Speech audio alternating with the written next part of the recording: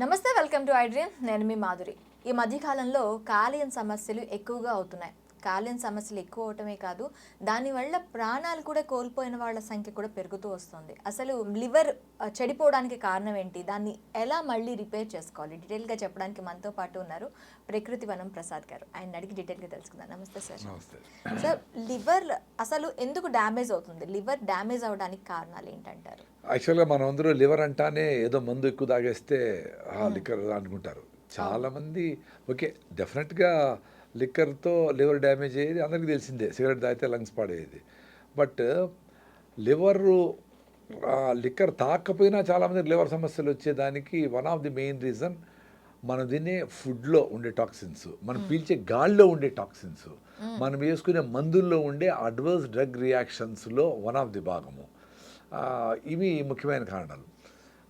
ఒకటి తీసుకుంటే మనకు జనరల్గా బాడీ ఫిజియాలజీ ఎట్లుంటుందంటే, ఫుడ్డు తింటానే అది తగినంత గ్లూకోజ్ను తయారు చేసుకొని ఆ గ్లూకోజ్ను మనకి బర్న్ చేసి ఎనర్జీ వస్తూ ఉంటుంది, వాడుకుంటూ ఉంటాం. ఎక్స్ట్రాగా వచ్చింది అనుకోండి, అప్పుడు ఏం చేస్తుంది, గ్లైకోజన్గా మార్చి లివర్లో ఎత్తి పెడుతుంది.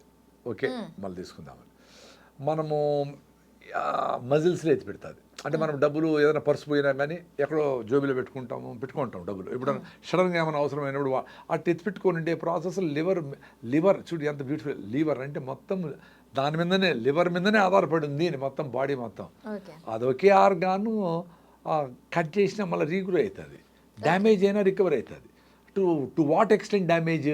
ఇదేదో పెద్ద స్టేట్మెంట్ లాగా తీసుకునేసి డ్యామేజ్ అంటే బాగా మందు తాగొచ్చు, ఎంత డ్యామేజ్ అని రికవర్ అట్లా కాదు, ఒక స్టేజ్ వరకే రికవర్ అవుతుంది. సిరోసిస్ అంటారు, గట్టిపడ్డము. ఇంకా అడ్వాన్స్డ్ అయితే క్యార్సినోమా అంటే మొత్తం క్యాన్సర్ రావడం, ఇట్లాంటివి. అక్కడి నుంచి రికవర్ అయ్యేది కష్టం.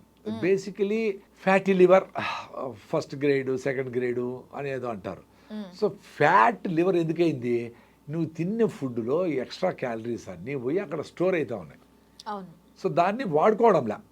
అందుకే పెద్దోళ్ళందరూ ఏకాదశికి ఉపవాసం ఉండండి రా నాయన, 13 రోజులు తిన్నా, ఒకరోజు ఉపవాసం ఉంటే ఆ లివర్ అంతా డ్రైన్ అవుతుంది, మజిల్స్ నుండి ఎక్స్ట్రా గ్లైకోజన్ ఫ్యాట్ అంతా కరిగించుకుంటుంది. ఇంకా 36 గంటలు ఉండగలిగితే, ఏకాదశి అంటే మనం మామూలుగా ఒక పూట నిలిపేస్తేనే అదేదో పెద్ద దేవుడి కోసం చేసినట్లు, నీ కోసం కాదు, ఏదో పుణ్యం అనుకుంటాము.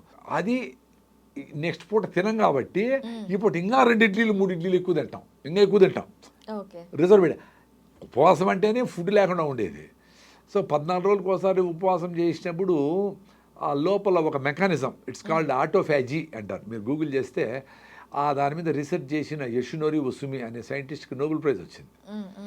అంటే ఏం జరుగుతుంది, ఇప్పుడు అమ్మ మధ్యాహ్నం భోజనం చేయలేదనుకోండి, మీరు ఇంటికి వస్తానే వెతుకుతారు, అది ఆ గిన్నెలో ఏముంది, ఈ గిన్నెలో ఏముంది, నిన్నటిది ఏమన్నా మిగిలిందా, ఆ పల్లీలు తిందామా, అన్నీ ఖాళీ చేస్తారు. సో అట్లా ఖాళీ చేసే మెకానిజము మనకు ఉపవాసంలో జరుగుతుంది. దానికి ఇంగ్లీష్లో ఒక సైంటిఫిక్గా నేమ్ ఇచ్చి ఆటోఫాజీ అని పెట్టి, ఇంటర్మీడియట్ ఫాస్టింగ్ అని పెట్టి, అంటే ఎవ్రీడే కూడా మీరు 8 అవర్స్ తినండి, 16 అవర్స్ తినద్దు. సో 16 అవర్స్లో బాడీ క్లీనప్ మెకానిజము, వీక్గా ఉండే సెల్స్ని తీసేసేది, రిపేర్ చేసుకునేది, ఫిల్టరేషన్ చేసుకునేది, ఆ పని మీద ఉంటుంది. ఇప్పుడు మీ ఇంటికి 10 మంది భోజనానికి వచ్చి వెళ్తారు, వాళ్ళు వచ్చిపోతారు, మీరు క్లీన్ చేసుకోవాలా, అన్నీ సర్దుకోవాలా, ఎడుకోవాలా, ఎది పెట్టుకోవాలా, ఏ వేస్ట్ ఉన్నాయి ఫ్రిడ్జ్లో పెట్టేటివి ఇచ్చేటివి అన్నీ చేసుకోవాలి కదా. వాళ్ళు పోతారు, మళ్ళీ 10 మంది వస్తే కడుక్కునే దానికి చేయాలా, మళ్ళీ వండాలనా, ఏమి ఆ కన్ఫ్యూజన్లో ఉంది మొత్తం మానవజాతి శరీరాలు. మానవజాతి మొత్తం ఆలోచన అట్లుంది. ఎవరి 2 hours డాక్టర్లు చెప్తా ఉండరు. అరే ఏ జంతువు అయినా, ఒక పులి పోయి బాగా వేటాడి జింకను పట్టుకుంటుంది, మనం తినేట్టు బ్రేక్ఫాస్ట్ 11 o'clockకి, మళ్ళీ స్నాక్స్ 12 గంటలకి, అటు తింటుందా, ఫుల్గా తింటుందా, ఒకేసారి అంతా తినేసి దానికి ఎంత అవసరమో అంత తినేసి ఇంకా పోయి చెట్టు మీద కూర్చుంటే, చీటా అయితే చెట్టు మీద కూర్చుంటే 2 రోజులు అది హ్యాపీగా, 2 రోజులు 3 రోజులు వారం రోజులు అసలు ఫుడ్ పక్కే ఆలోచించదు. మళ్ళీ ఎప్పుడన్నా తమాషగా అట్లా దానికి జింకపోతా ఉంటే నోరు ఊరి పరిగెత్తది, తమాషగా దొరకదు, ఎందుకంటే దానికి ప్రాణ సంకటం. దీనికి రియల్ ఆకలి కాదు. మనము మామూలుగా ఆ కలర్ గోబీ మంచూరి చూసినా, ఆ స్మెల్ చూసినా, ఆ హోటల్ పక్కన పోతే అబ్బా అని వస్తుంది, ఆకలి ఉండదు. పొద్దున తినేసి పోయింటావు, స్మెల్తో రుచితో ఎవరైనా తింటా ఉంటే టెంప్టేషన్తో అది వచ్చినప్పుడు జింక దొరకదు. ఇంక అది వారం తర్వాత నేను సస్తాను ఆయన ఆకలితో అనేకునేటప్పుడు పరిగెత్తేనే దొరుకుతుంది ఫుడ్ దానికి. మనకు అట్లేదు కదా. సో మనం తోస్తానే ఉంటుంది, లివర్లో అక్యుములేట్ అవుతానే ఉంది, అది ఫ్యాట్గా మారుతూ ఉంది, ఎత్తిపెట్టి లివర్ ఎన్లార్జ్మెంట్ అయ్యి క్యాల్షియమా ఇవన్నీ జరుగుతూ ఉన్నాయి. సో తొందరగా అరిగిపోయే ఫుడ్ లేనిది రైసు. సో ఇప్పుడు రైస్ గురించి నేను మాట్లాడితే చాలామందికి సహించదు. ఏందిరా నేను ఎప్పుడు రైస్ వద్దంటారు వీళ్ళు, అది కొర్రలు కొన్ని రోజులు తిన్నాము, రాగులు రొట్టెలు ఎట్టు తిన్నాము, జొన్న రొట్టెలు రోజు ఎట్టు తినేది, రుచి ఉండదు. అరే రుచిగా తినొచ్చు ఆయన, రాగి ముద్ద వేడిగా వేసుకొని ఎండుమిరపకాయలు కారం వేసుకుంటే కొంచెం నెయ్యి వేసుకుంటే సూపర్ టేస్ట్ ఉంటుంది. మాకు రాయలసీమలో గొజ్జు అంటారు, అనపకాయలు అంటారు, నూనె వంకాయ సూపర్ ఫుడ్ బాగా టేస్టీగా ఉంటాయి. జొన్న రొట్టెలకి తెలంగాణలో కాంబినేషన్లు 100 ఉన్నాయి కర్నూలు జిల్లాలో. సో దాన్ని టేస్టీగా చేసుకొని తినొచ్చు. ఇవేమంటే స్లోగా అరుగుతాయి. సో లివర్లో ఎత్తిపెట్టే పనిలే, చిన్నగా మీకు కావాల్సిన గ్లూకోజ్ రిలీజ్ అవుతూ ఉంటుంది. 5 to 6 grams ఆఫ్ గ్లూకోజ్ కావాలి. మీ బాడీలో 5 నుంచి 6 లీటర్ల బ్లడ్ ఉంటుంది. సో ఒక లీటర్కి 1 గ్రాము గ్లూకోజ్ కావాలి టు బి యాక్టివ్ సెల్స్ ఇట్లా ఉండాలంటే మనం. సో మీకు 200 గ్రాముల గ్లూకోజ్ రిలీజ్ అయితే ఎక్స్ట్రా డబ్బులు వచ్చిన వాళ్ళు వచ్చి మీ ఇంటికి ₹1,00,00,000 వచ్చేసింది అనుకోండి అన్ఎక్స్పెక్టెడ్గా, మీకు అంత పెద్ద కన్ఫ్యూజన్లో ఉంటారు. ఎక్కడ ఎత్తిపెట్టాలా, ఏ బీరాలో ఎత్తిపెట్టాలా, గోడ దొవ్వేసి లోపల పెట్టి సీల్ చేసేయాలా, ఏ బ్యాంకులో వేయాలా, ఇన్కమ్ ట్యాక్స్, ఇది అంత చచ్చిపోతుంది బాడీ కూడా. ఎక్స్ట్రా గ్లూకోజ్ వస్తే ఎక్కడ ఎత్తిపెట్టమంటాం, లివర్లో ఎత్తిపెట్టి, మజిల్స్లో ఎత్తిపెట్టి, ఇంకా నా వల్ల కాదు అంటే దాన్ని గ్లైకోజన్ని ఫ్యాట్గా మార్చి పొట్టలో ఎత్తిపెట్టి, మెడలో ఎత్తిపెట్టి, తొడలో ఎత్తిపెట్టి, అంతా ఎత్తిపెడితే 20 ఏళ్ళలో మనిషి 120 కిలోలు అవుతాడు. వెరీ కామన్ సెన్స్ కదా అది. ఎక్స్ట్రా నీకు ఎక్స్ట్రా ఉంది, అందుకు ఉపవాసం చేయమని 13 రోజులు మీరు ఏం తిన్నా ఏకాదశికి ఉపవాసం ఉండండిరా నాయన అని చెప్తారు పెద్దోళ్ళు. అక్కడ స్వార్థం ఏమి లేదు. ఇప్పుడు పెద్దోళ్ళు పొద్దున లేచి బ్రహ్మముహూర్తంలో 108 సార్లు రావి చెట్టు చుట్టూ తిరగండి మీకు పిల్లలు పుడతారంటే రావి చెట్టు చుట్టూ తిరిగిన దానికి కాదు, పొద్దున్నే లేచి బ్రహ్మముహూర్తంలో వాటెవర్ ముహూర్తం లేచి ఫ్రెష్ గాలి, పొల్యూషన్ లేని గాలి, ఆ చెట్ల నుంచి వచ్చే నానో పార్టికల్స్ని పీల్చుకొని ఆ ఫిజికల్ ఎక్సర్సైజ్ చేస్తే హార్మోనల్ బ్యాలెన్స్ అయ్యి బిడ్డలు పడతారు. రాగి చెట్టు ఏమి ఇట్లా బిడ్డలు ఇవ్వదు. సో రాగి చెట్టు, మర్రి చెట్టు, వేప చెట్టు, కానుగ చెట్టు ఇవన్నీ కలిసి పనిచేస్తూ ఉండే ప్రాసెస్లో మీ అన్ని ప్రాబ్లమ్స్, హార్మోన్ ఇంబ్యాలెన్స్లు ఇవి అవన్నీ పోతాయి. సో ఎప్పుడైతే మీరు 4కో 5కో లేస్తారో ఆటోమేటిక్గా 9 పడుకుంటారు, రాత్రి నిద్ర వచ్చేస్తుంది. ఈ ప్రాసెస్ కోసము ఈ జీవన విధానంలో భాగంగా పొద్దున్నే లేస్తూనే మనము వాకింగ్ పోవాలా, సూర్య నమస్కారాలు చేయాలా, యాక్టివ్గా ఉండాలా, బ్రెయిన్ మీకు హ్యాపీ హార్మోన్స్ రిలీజ్ అవుతూ ఉంటాయి. దానికి మీరు దాన్ని అబ్జర్వ్ చేస్తే ఎందుకు 1 వీక్ మీరు పొద్దున్నే లేస్తానే వాకింగ్ చేస్తానే మళ్ళీ మీకు బాడీని లేపుతుంది లేయని. సో ఈ గ్లైకోజన్ అనేది ఫ్యాట్గా మారి ఆ ఫ్యాట్ను ఎత్తిపెట్టుకొని మనము ద్రవపు ఎలుగుబంట్లు అవన్నీ చూడండి బాగా ఫుడ్ పెట్టేటప్పుడు తినేస్తాయి, మళ్ళీ మంచు పడిపోతుంది, 4-5 అడుగులు మంచు పడిపోతుంది, ఏమి దొరకవు వాటికి.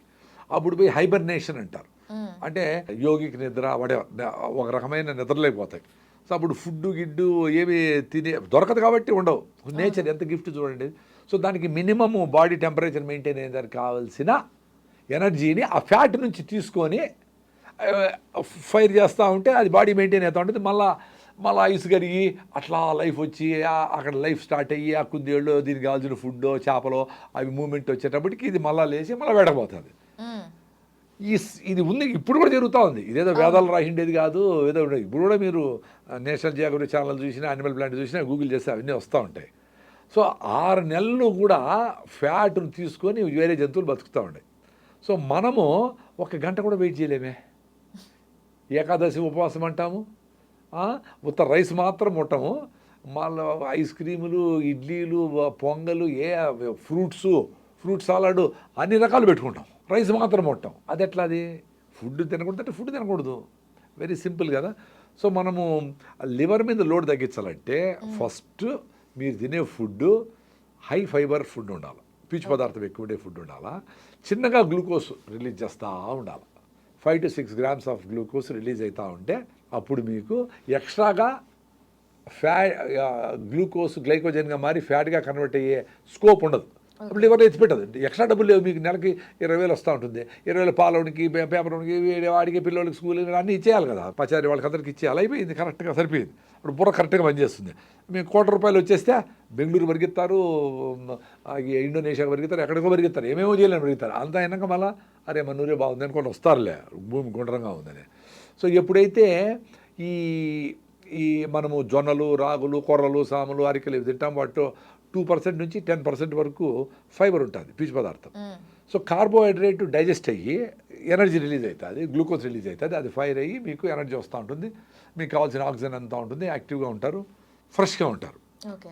మళ్ళా మీకు పీచు పదార్థం అడ్డపడుతుంది, సో మళ్ళా కార్బోహైడ్రేట్ అరుగుతుంది. సో అట్లా లాంగ్ అవర్స్ మీకు సఫిషియెంట్గా ఆ ఎనర్జీ వస్తూ ఉంటుంది. మీరు తిన్న ఫుడ్ ఆకలి ఉండదు, లోపల సఫిషియెంట్గా మీకు గ్లూకోజ్ అందుబాటులో ఉంది, చిన్నగా వస్తుంది కాబట్టి బుర్రకు కూడా మీకు సిగ్నల్ పోదు, ఉండిలే ఫుడ్ ఏం అవసరం లేదని. ఎప్పుడైతే స్పీడ్గా అరిగిపోయే ఇడ్లీలు, దోశలు ఇవన్నీ తిన్నామో, రొట్టెలు, గిట్టలు, మైదా పిండితో చేసిండే చపాతీలు, గిపాతీలు అన్నీ తిన్నామో, తొందరగా అరిగిపోయి మొత్తం గ్లూకోజ్ వచ్చి 2-3 అవర్స్ తర్వాత అది గ్లైకోజన్గా మారి ఫ్యాట్గా మారి మళ్ళీ పొట్ట ఎంటీ అవుతుంది, మళ్ళీ సిగ్నల్ పోతుంది, పొట్ట ఖాళీ అయింది మళ్ళీ అయ్యేది. అందుకే చూడండి లావుండేవాళ్ళు పాపము, వాళ్ళు తప్పు కాదు, వాడు కరిగిపోయి ఫ్యాట్గా ఎత్తిపెట్టేది ప్రాసెస్ అలవాటైపోతుంది బాడీకి. సో వాళ్ళు ఎవ్రీ 2 అవర్స్ ఏదో తినకపోతే ఉండలేరు. అట్లా వాళ్ళు కూడా ఈ ఫస్ట్ లివర్ డ్యామేజ్ మానాలంటే రైస్ ఆపేయాలా, మైదా ఆపేయాలా, స్పీడ్గా అరిగిపోయే స్వీట్లు గిట్లు ఆపేయాలా, చక్కెరలు ఆపేయాలా, మంచిగా ఈ రకమైన మిల్లెట్స్తో చేసుకోండి. ఇడ్లీలు, దోశలు, పొంగలన్నీ మిల్లెట్స్తో చేసుకోండి. ఓకే. మీరు సజ్జ రవ్వతో ఇడ్లీ చేసినా చాలా చాలా టేస్టీగా ఉంది, కొబ్బరి చెట్టుతో మంచి టేస్ట్ ఉంది. సజ్జల రవ్వతో కూడా ఇడ్లీ చేయొచ్చు. రవ్వ అంటే మన బియ్యం రవ్వ రాకుండా సజ్జల రవ్వ, ఆరికెల రవ్వ, సామల రవ్వ, కొర్ర రవ్వ ఏమైనా చేసుకోవచ్చు. మీరు దోశ ఏమైనా చేసుకోవచ్చు వీటితో. అవి తింటే మీకు ఏమవుతుందంటే ఆకలి ఉండదు. సో మీకు ఎప్పుడైతే ఆకలి ఉండదో మీ తిన్న ఫుడ్డే మీకు ఎనర్జీని ఇస్తూ ఉంటుంది. మీరు ఇంకా ఉపవాసం intermediate fasting 16 hours fasting 8 hours తినాలి. సపోజ్ మీరు 8కి స్టార్ట్ చేశారనుకో పొద్దున్నే తినేది, 8 + 8 అంటే 16, అంటే 4కి ఈవినింగ్ 4కి స్టాప్ ఫుడ్, మళ్ళీ తినకూడదు. అది రోజు చేయాలా. ఏకాదశి ఉపవాసం చేయాలా. ఏకాదశి అంటే రేపు ఏకాదశి అంటే ఈరోజు సాయంత్రము గూట్లో దీపం నోట్లో ముద్ద అంటాం మేము రాయలసీమ. గుట్ట దీపం పెట్టేది సాయంత్రం ఫినిష్ చేసేయాలి. సన్సెట్ తర్వాత తినకూడదు. ఇప్పుడు ఎమర్జెన్సీ అయితే ఒక అరగంట ఇట్లా గంట పర్వాలేదు, ఏదో పెళ్ళికి పోతారు, ఇట్స్ ఓకే. బట్ రెగ్యులర్ ఫేస్లో మీరు సాయంత్రం సన్సెట్లో వాళ్ళు తినేయాలి. సార్ 6 గంటలకు వీలు కాదే అంటారు, మరి 5కే తినేయండి. 6కి వీలు కాబట్టి 5కే తినేయండి. సాయంత్రం క్లోజ్ చేసేయాలి ఫుడ్. ఎప్పుడైతే మీరు 5కు క్లోజ్ చేస్తారో మీరు రేపు ఏకాదశి అంటే రేపంతా ఏం తినకూడదు. ఎల్లుండి పొద్దున మళ్ళీ ఏకాదశి ఫాస్టింగ్ బ్రేక్ చేసి అప్పుడు తినాలి. సో ఆల్మోస్ట్ 36 అవర్స్ అవుతుంది. 36 అవర్స్ కూడాను మనం వాటర్ తాగొచ్చు. ఫస్ట్లో మీకు భయం వేస్తుంది కాబట్టి అమ్మో తినకపోతే ఏమైపోతుందో అని తేనె నిమ్మకాయ కలుపుకొని స్టీల్ బాటిల్ పెట్టుకొని 2 అవర్స్కి ఒకసారి పావు లీటర్, 1 గ్లాసు 2 గ్లాసులు తాగుతూ ఉండేది. మధ్యలో నీళ్ళు తాగండి. నెక్స్ట్ నేను అట్లే ప్రాక్టీస్ చేసిన, ఏమైపోతున్న భయంతో తాగిన. నెక్స్ట్ చేసేటప్పుడు తేనె నిమ్మకాయ కూడా అవసరం లేకుండా మొత్తం నీళ్ళు తాగిన. ఆ నెక్స్ట్ చేసేటప్పుడు నీళ్ళు అవసరమైతే తాగినా లేకపోతే లేదు. కాబట్టి అవసరం కూడా పళ్ళ నీళ్లు. అంటే మేము కొంచెం ఆహారం మీద జాగ్రత్తలు తీసుకుంటాం కాబట్టి ఫిట్గా ఉంటాం కాబట్టి మాకు అడగల. సో మీకు దప్పైనప్పుడు నోరు అడుగుతుంది, దప్పేస్తుంది కదా, నీళ్ళు తాగండి. నోరు పెడచకపోతే నీళ్ళు తాగండి, నీళ్ళు అవసరమైతే తాగండి. సో ఏకాదశికి ఆ రకంగా ఉపవాసం ఉంటే మీ బాడీలో ఉండే వీక్ సెల్స్, డిసీజ్డ్ సెల్స్, క్యాన్సర్గా ఎప్పుడో మారబోయే సెల్స్, అంటే అదే కదా వీక్గా ఉండేటివి, అట్లే ముడుక్కొని ఉంటేనే అవే కదా జబ్బును కలగజేయటివి, రకరకాల జబ్బులు. సో వాటన్నిటిని క్లీన్ చేసుకుంటుంది సిస్టమ్. డిసీజ్ మీద ఫైట్ చేస్తుంది. ఫ్రీ రాడికల్స్ అని ఉంటాయి ఈ ప్రాసెస్లో, అవి వచ్చి దాడి చేస్తూ ఉంటాయి, ఫైటింగ్ చేస్తూ ఉంటాయి. దానికి యాంటీ ఆక్సిడెంట్స్ రిచ్ ఫుడ్, మనము ఆకుకూరలు, కూరగాయలు, ఫ్రెష్ ఫుడ్స్ ఇవన్నీ తింటే అవి ఫైట్ చేస్తూ ఉంటాయి. యాంటీ ఆక్సిడెంట్స్ రిలీజ్ అయ్యి వాటి కంట్రోల్ చెక్ పెడతా ఉంటాయి. ఇవన్నీ పెద్దగా టెక్నాలజీ, టెక్నికల్ టర్మ్స్ వాడకపోయినా పెద్దలు ఏకాదశి ఉపవాసం ఉండండి అన్నారు. సో లివర్ రెడీ అయిపోయా. సో మీరు రైస్ నిలిపేస్తే మీ లివర్ ఓకే. మీరు స్వీట్లు, రైస్ నిలిపోయే, కాఫీలు, టీలు ఏవి నిలకుండా, అఫ్కోర్స్ మందు కూడా. నేను చెప్పేది మందు తాగే వాళ్ళకి, అడిక్షన్ ఉండే వాళ్ళకి డెఫినెట్గా వాళ్ళు సెంటర్లకు పోవాలా, ఏదో సెంటర్ బయటపడాలా. రెగ్యులర్ పీపుల్ కూడా ఎక్కువ తాగే వాళ్ళకి లివర్ డ్యామేజ్ అవుతుంది డెఫినెట్గా.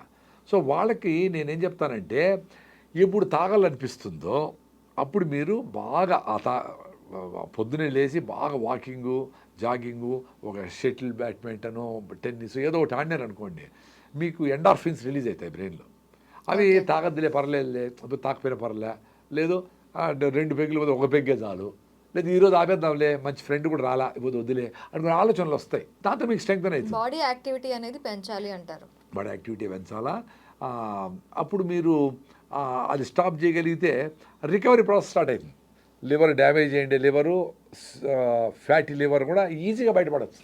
మీరు రైస్ని నిలిపేసి గోధుమ నిలిపేసి మిల్లెట్ స్టార్ట్ చేస్తేనే ఫ్యాటీ లివర్ పోతుంది, లివర్ సమస్యలు సగం తీరిపోతాయి. ఇంకొక ముఖ్యమైన కారణం లివర్ డ్యామేజ్ అవ్వడానికి కారణం ఏమంటే మనం తినే ఫుడ్లో ఉండే కెమికల్స్, ప్లాస్టిక్లు, రకరకాల nano particles, plastic nano particles, micro particles, రకరకాల మందుల్లో ఉండే కెమికల్స్. అంటే బాడీకి రకరకాల ఫుడ్లు పెడతా ఉన్నాం మనం థౌజండ్స్ ఆఫ్ ఇయర్స్ నుంచి. చేపలు, ఇవి అవి రకరకాల ధాన్యాలు, ఈ అన్ని రకాలు వేస్తాను. ఏ జంతువుకు మనకు దొరికినన్ని డైవర్సిఫైడ్ ఫుడ్ ఏది దొరకదు కదా. ఆవు గడ్డే తింటుంది, అది 10 లీటర్ల పాలు ఇస్తుంది, 20 మంది బిడ్డలు కంటుంది, దాని డ్యూటీ అది చేస్తుంది. పావురమైన సజ్జలు తినేసి బెంగళూరు పోయేస్తుంది అన్ని ధాన్యం తినేసి. మనం పావురాలు, ఆవులు, గేదెలు, కోళ్ళు, సముద్రంలో ఉండే చేపలు, రొయ్యలు అన్నీ తినేసి కింద కూర్చుంటే పైకి లేకుండా ఉన్నాము. సో మనకున్నంత ఫుడ్ అవైలబిలిటీ వేటికి లేదు. సో మనకు ఈ ఫుడ్స్లో పోతా ఉండే పాయిజన్స్ ఏ లెవెల్కి ఉన్నాయంటే, తల్లి పాలల్లో కూడా ప్లాస్టిక్ నానో పార్టికల్స్ ఉన్నాయి, బ్లడ్లో కూడా ప్లాస్టిక్ మైక్రో నానో పార్టికల్స్ ఉన్నాయి. ఓకే. సో ఇవన్నీ ఏం చేస్తుంది, బాడీకి తెలియదు వీటిని ఎట్లా వాడాలా. మీరు సజ్జలు, రాగులు, ఇవి అవి ఫుడ్, వంకాయలు, బెండకాయలు, కాలీఫ్లవర్, క్యాబేజీలు ఎన్ని వేసింటారు. సో దీని నుంచి ఏమేమి దాన్ని బ్రేక్ డౌన్ చేసి దాంట్లో ప్రోటీన్ ఏంటి, ఇదేంటి, ఏమేమి న్యూట్రిషన్ ఉన్నాయి, ఏమేమి చెడ్డ ఉన్నాయి. ఇప్పుడు కాలీఫ్లవరు, బెండకాయలు, టమాటోలు అన్నీ మంచే కాదు, ఇంత మంచి ఉంటే ఇన్ని చెడ్డ కూడా ఉంటాయి న్యాచురల్గానే. ఇంకా మనం ఇప్పుడు టమాటా 100 రూపాయలు ఏంటంటే రోజు స్ప్రే చేయింటాం కదా, ఆ కెమికల్స్ అని ఎట్టపోతాయి, పైన కడిగితే పోతాయి. సిస్టమిక్ ఇన్సెక్టిసైడ్స్ అని మొత్తం లోపల జ్యూస్నంతా పాయిజన్ చేసి రసం పీల్చి పురుగులు చంపేటి ఉంటాయి. సిస్టమిక్ కాంటాక్ట్ ఇన్సెక్టిసైడ్ అంటే కాంటాక్ట్లో పైన ఉంటే దాన్ని మీరు వెనిగర్లోనో సాల్ట్ వాటర్లో వేస్తే పోతాయి. సో సిస్టమిక్ ఎట్లా పోతాయి, అవి లోపల పోయినప్పుడు బాడీకి అరే ఏంద్రా కొత్త మాలిక్యూల్, ఇదేందో తెలియదు నాకు, ఏందో పెట్టినావు నువ్వేందో చేసినావని, సరే దాన్ని ఫస్ట్ పక్కన దొయ్యి అని చెప్పి లివర్లో ఎత్తి పెడతాను. ఓకే. సో ఏదన్నా ప్లాస్టిక్ పార్టికల్స్ ఏదో వచ్చినాయి తెలియదు వచ్చింది, దాన్ని ఎత్తుకుపోయి ఆడబెడతాయి. సో పెట్టి ఇది మనకు సంబంధించింది కాదు, నీ బాడీకి మీ అవ్వలు తాతలు ఎప్పుడు తినలేదురా నాయన ఈ మాలిక్యూల్, ఈ కెమికల్, దీన్ని ఏం చేయాలో నాకు తెలియదు కదా దానికి బాడీకి ఎట్ట చేయాలని. ఎందుకంటే కొత్త మందులు, కొత్త ఫుడ్లు, కొత్త కలర్లు, కొత్త ప్రిజర్వేటివ్లు ఏమేమి ఎట్లా తెలుస్తుంది బాడీకి. సో దాన్ని ఏం చేస్తుంది, అది కొత్త వస్తువు కదా, లివర్లో అది ఎత్తిపెట్టి దాని చుట్టూ గోడ కడతాది. ఓకే. అంటే వేరే సెల్స్కి టచ్ లేకుండా ఇదేదో వేరే వీడు మంచోడో చెత్తోడో నాకు తెలీదు. సో వీడిని దూరం పెట్టాలంటే రోడ్డు దానికి అక్కడక్కడ లీజియన్స్ అంటారు, చిన్న గడ్డలు ఉంటాయి, చిన్న లివర్ ఎవరికి చేసినా నాకు కూడా ఉంటాయి, మేము కూడా పొల్యూషన్లో చేయింటాం కదా ఎప్పుడో. సో అవన్నీ పోయి అక్కడ ఉండి అక్కడక్కడ చిన్న లీజన్స్ ఉంటాయి, లీజన్స్ అంటారు. సో అవి ఏం చేస్తా అక్కడే ఉంటాయి. అవి ఎక్కువయ్యే కొద్దికి ఎక్కువైపోతేనే సిరోసిస్ అయ్యేది, అంటే గట్టిపడిపోయేది, లివర్ చెడిపోయేది. ఫ్యాటీ లివర్ నుంచి ఉత్త ఫ్యాటే కాదు, ఈ చెదారము మన తినే ఫుడ్లో ఉండే పొల్యూషన్స్, కెమికల్స్, కలర్లు ఇవన్నీ పోయి ఆడ సెటిల్ అవుతాయి. పాపం లివర్ అందుకే మహాతల్లి బాడీలో అది పడినంత కష్టాలు ఏది పడరు. దానికోసం క్విక్గా అరిగిపోయే ఫుడ్లు తినకుండా, అంటే రైసు, గోధుమలు, మైదా, చక్కెర, స్వీట్లు ఇవన్నీ తినకుండా, లిక్కర్ తాగకుండా ఉంటే మీ లివర్ డెఫినెట్గా రికవర్ అయిపోతుంది. ఓకే ప్రసాద్ గారు, థ్యాంక్ యూ వెరీ మచ్.